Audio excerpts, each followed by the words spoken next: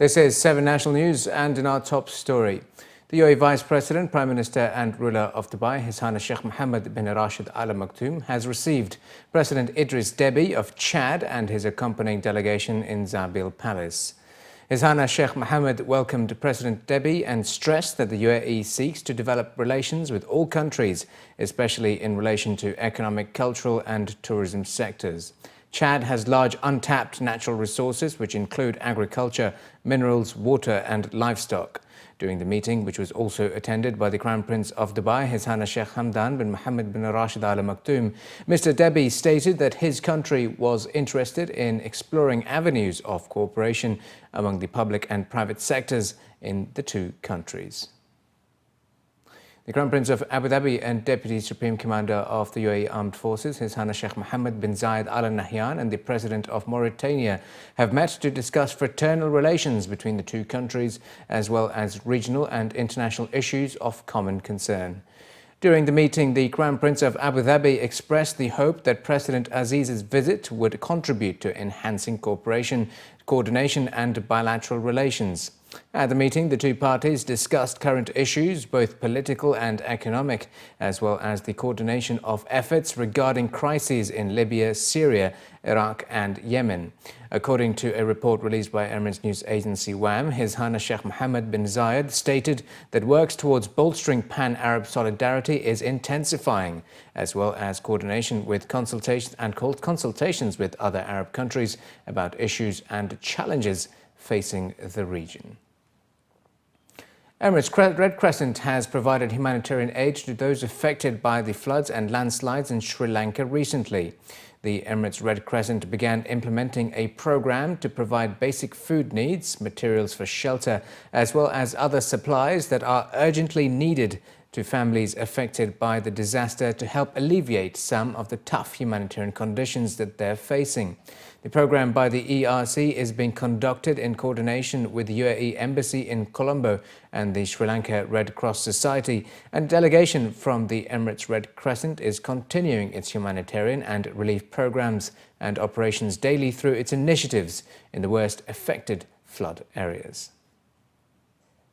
Raising taxes and changing the set of warning pictures on cigarette packs are among the steps that will soon be taken by the UAE to curb tobacco use in the country.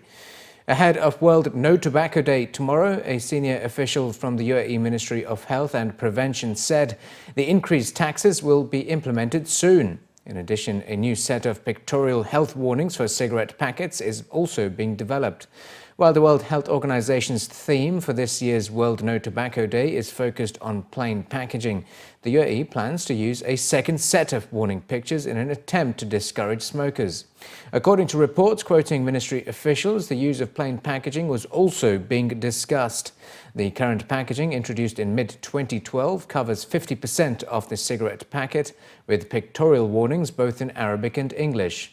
Plain cigarette packaging requires removal of all branding, which includes colors, imagery, corporate logos and trademarks, but permits manufacturers to print only the brand name in a mandated size, font and place on the pack, in addition to the health warnings and any other legally mandated information.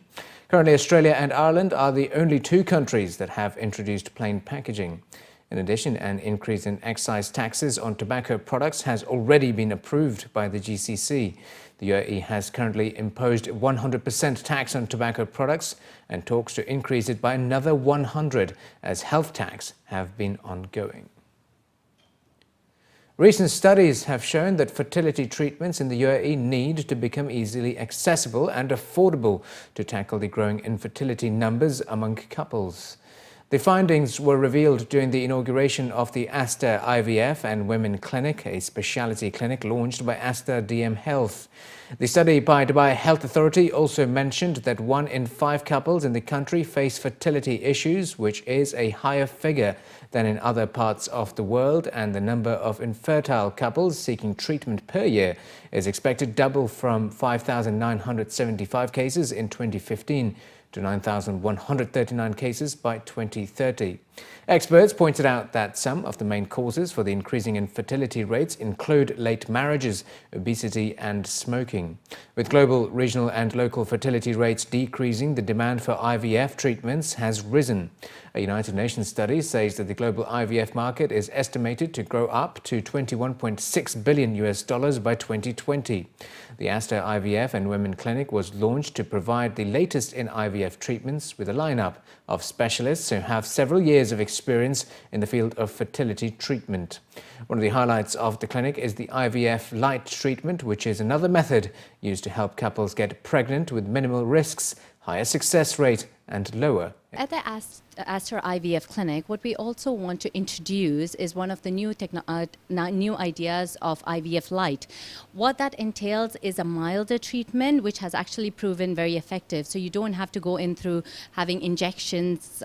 This is more a pill that is taken with lower level of hormone injections. So I think it is easier for the patients. I think that kind of therapy. So if you are able to be successful with that, then that avoids them having to go for a more aggressive sessions. More than the hardware and all those technology and the clinical skill set, what we really want to try and create is a space where the patients feel comforted, reassured, and where they feel like we are partners with them, helping them through this whole process. It's a very sensitive thing. And even now, if you look at the global statistics, it's only a 50% success rate. So you do realize that 50% still are not successful. So we hope that we'll be able to bring up those success rates, but also be able to help people in the process if you are not able to get the results that we hope for. I would recommend IVF to those who are having problems conceiving, who have infertility problems, because, look, my situation was very unique. I had endometriosis, and when I got married, we wanted to have kids immediately because we were both ready, and I was 42 years old, and we tried for 6 months, and I didn't conceive. We went through IVF, and Arya was born. Free Wi-Fi could soon be provided in all taxis in Abu Dhabi after it was first introduced in some taxis at last year's Abu Dhabi Grand Prix. The Centre for the Regulation of Transport by Hire Cars, or Transad, reportedly is in talks with the company to supply its 7,645 Abu Dhabi taxis with access to the internet for passengers.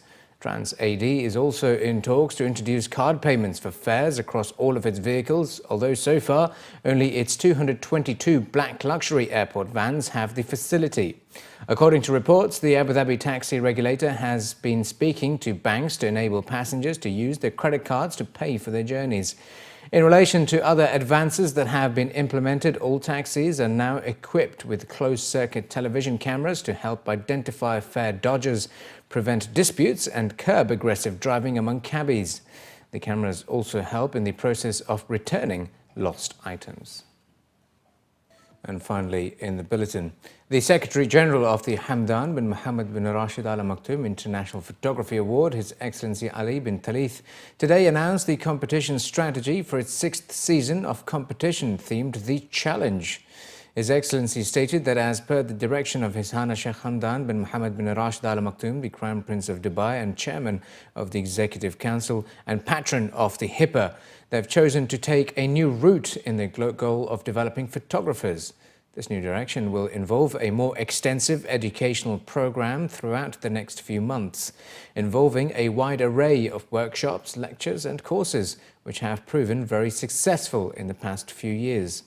He also pointed out to a brand new initiative titled the Portfolio Week, which he described as a week-long course for photographers under the tutelage of some of the best-known photographers in the world.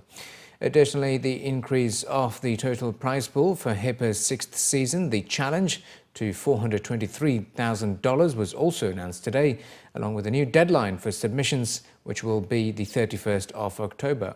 Moreover, bin Talith expressed HIPAA's continued commitment to promoting its popular Instagram photo contest throughout the year on the social media platform, emphasizing that HIPAA will continue to play a key role in building the relationship between photography and social media. The winners of the first Instagram competition for the month of May, which was themed birds, were recently announced. And in the coming days, the theme of the June contest will be announced on all of HIPAA's social media channels and to the wider photographic community. This year, we had announced the deadline is going to be at the end of October. So, the new categories that we had launched this year, I believe it's really a big challenge for all our members to follow those themes. Same time that we have a different things in if we come to the general themes. We have a two category under the general themes, black and white and colors. That as soon as our members saw the themes, I believe they will realize that there is a lot of hard work to do behind their cameras. We had meant to make the deadline at that time so they can visit Dubai and do the judgment period in a perfect way. Same time, we are following the training calendar. Our training agenda, the date, it will help our training agenda successfully, I think.